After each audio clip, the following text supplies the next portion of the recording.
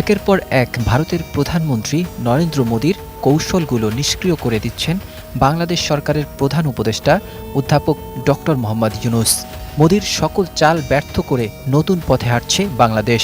বাংলাদেশকে নিয়ন্ত্রণ করার জন্য মোদীর সকল অপপ্রচেষ্টা এখন মুখ থুবড়ে পড়ছে।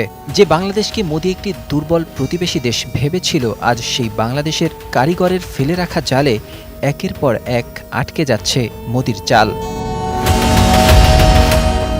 খেলা এবার শুরু। ডক্টর মোহাম্মদ ইউনূস মোদীকেই ফিরিয়ে দিলেন মোদীর কথা। এ যেন ইটের বদলে পাটকেল।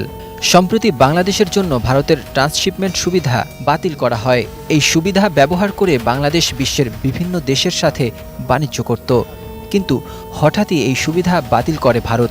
ভারতের পররাষ্ট্র মন্ত্রণালয়ের ব্যাখ্যা ছিল তাদের বন্দরে ভিড় বেড়ে গেছে, কিন্তু মোটেও সেটি হওয়ার কথা নয়। কারণ বাংলাদেশ থেকে যে পরিমাণের পণ্য ভারত হয়ে বিশ্বের বিভিন্ন দেশে যায়, তুলনা করতে গেলে তা খুবই কম। এতে করে বোঝাই যায় ভারত কেন এই পদক্ষেপ নিয়েছে।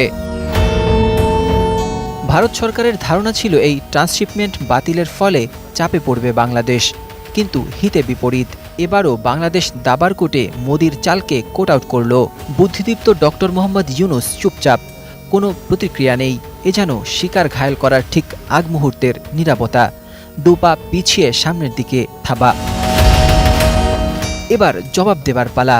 বিশ্ব খেলোয়াড় ডক্টর মোহাম্মদ ইউনূস দেখিয়ে দিলেন বাংলাদেশ আর মাথা নোয়াবার জায়গায় নেই। এখন আর কাউকে পূজা নয়, বরং প্রতিনিধিত্বের দিন। আর তাই তো ভারত থেকে আমদানি করা বেশ কিছু পণ্যের উপর নিষেধাজ্ঞা জারি করে বাংলাদেশ। ভারত থেকে বাংলাদেশে বিপুল পরিমাণে সুতা আমদানি হতো, আর এই সুতা রপ্তানি করে ভারত বাংলাদেশ থেকে কোটি কোটি ডলার আয় করত। কিন্তু বাংলাদেশের এই নিষেধাজ্ঞায় সেই পথ বন্ধ হয়ে গেল। এ নিয়ে বাংলাদেশের জবাবও ছিল ভারতের পররাষ্ট্র মন্ত্রণালয়ের মতো। এটি ভারতের বিরুদ্ধে নয়, বরং স্থানীয় উৎপাদকদের সুরক্ষার জন্য। গত ৫ই আগস্ট হাসিনা সরকারের পতনের পর বাংলাদেশের ভিসা বন্ধ করে দেয় ভারত।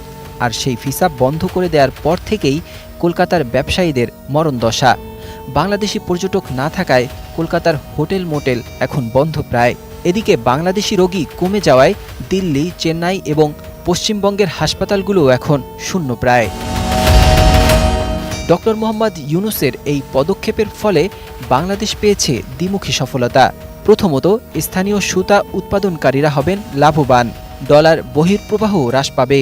আর অন্যটি হল ভারতের একটি অর্থনৈতিক নির্ভরযোগ্য বাজার ধসে পড়েছে, যার কারণে সবচেয়ে বেশি প্রভাব পড়েছে পশ্চিমবঙ্গে, যেখানে ব্যবসা বাণিজ্যের পুরোটাই নির্ভর করে বাংলাদেশের উপর।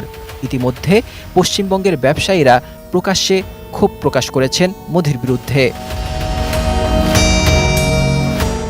এদিকে ডক্টর মোহাম্মদ ইউনূস ভারতের নির্ভরতা কমিয়ে নতুন দিগন্তের খোঁজে আইসিইপির জোটে যোগদানের আগ্রহ প্রকাশ করেছেন।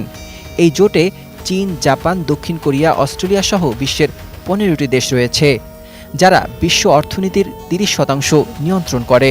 ডক্টর মোহাম্মদ ইউনূসের এই উদ্যোগে চীনের নীরব উৎসাহ রয়েছে বলে ধারণা করছেন বিশ্লেষকরা।